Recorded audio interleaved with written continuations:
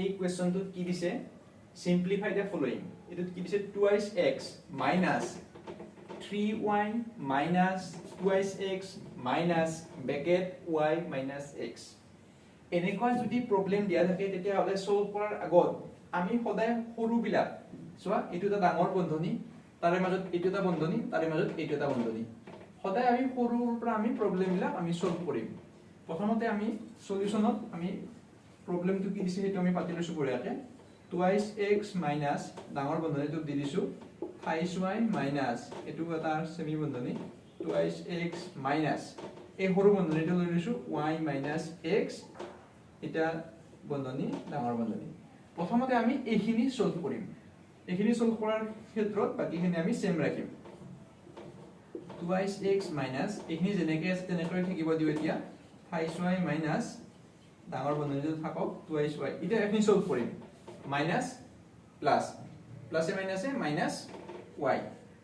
minus minus minus e minus e always কি হ'ব plus হ'ব x এখিনি বল এটা ডাঙৰ বন্ধনীটো থাকিল আৰু এটো বন্ধনী থাকিল এতিয়া এটো বন্ধনী আছে আৰু এটো আছে এখিনি আমি সিম্পলিফাই কৰিম 2x minus এখিনি আমি পিছত কৰিম সলভ প্ৰথমতে আমি এখিনি কৰি লও এতিয়া সিম্পলিফাই আমি কৰিলে কেনেকুৱা হ'ব 5y যোগ আছে এতে এটো বি মাইনাস আছে যোগে বিয়োগে বিয়োগ 2x